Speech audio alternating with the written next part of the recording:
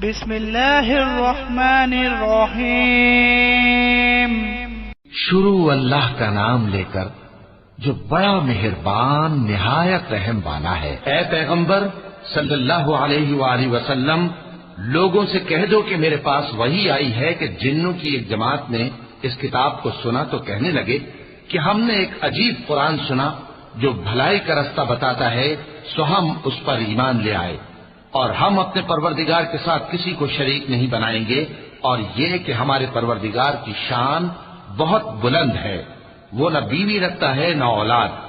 اور یہ کہ ہم میں سے کوئی بے وقوف اللہ کے بارے میں جھوٹ گھڑتا ہے، اور ہمارا یہ خیال تھا کہ انسان اور جن اللہ کی نسبت جھوٹ نہیں بولیں گے،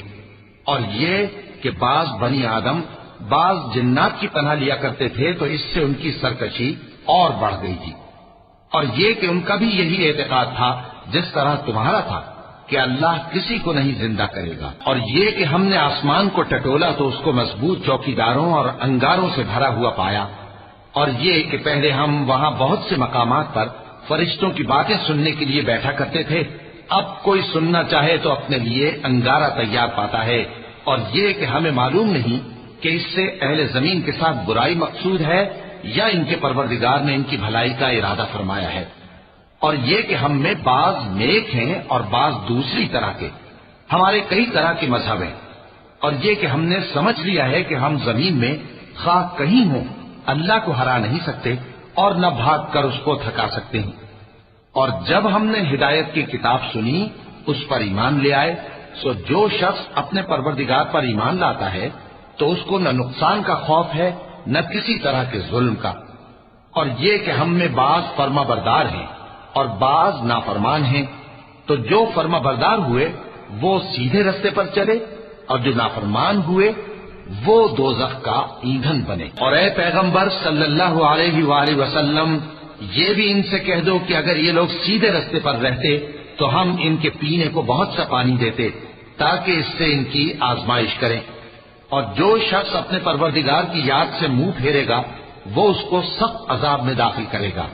اور یہ کہ مسجدیں خاص اللہ کی ہیں تو اللہ کے ساتھ کسی اور کی عبادت نہ کرو، اور جب اللہ کے بندے یعنی یہ پیغمبر صلی اللہ علیہ وآلہ وسلم اس کی عبادت کو کھڑے ہوئے تو کافر ان کے گرد ہجوم کر لینے کو تھے۔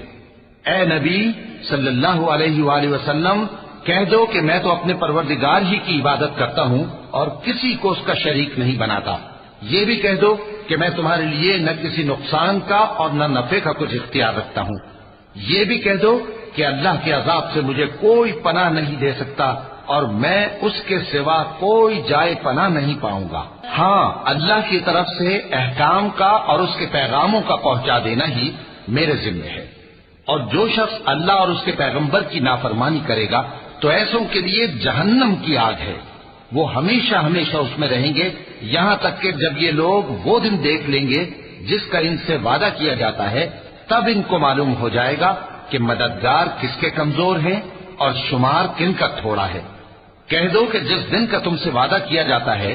میں نہیں جانتا کہ وہ عنقریب آنے والا ہے یا میرے پروردگار نے اس کی مدت دراز کر دی ہے، وہی غیب کا جاننے والا ہے، سو کسی پر اپنے غیب کو ظاہر نہیں کرتا، ہاں جس پیغمبر کو پسند فرمائے اور اس کو غیب کی باتیں بتا دے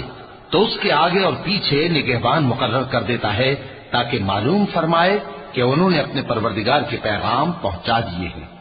اور یوں تو اس نے ان کی سب چیزوں کا ہر طرف سے احاطہ کر رکھا ہے اور ایک ایک چیز گن رکھی ہے۔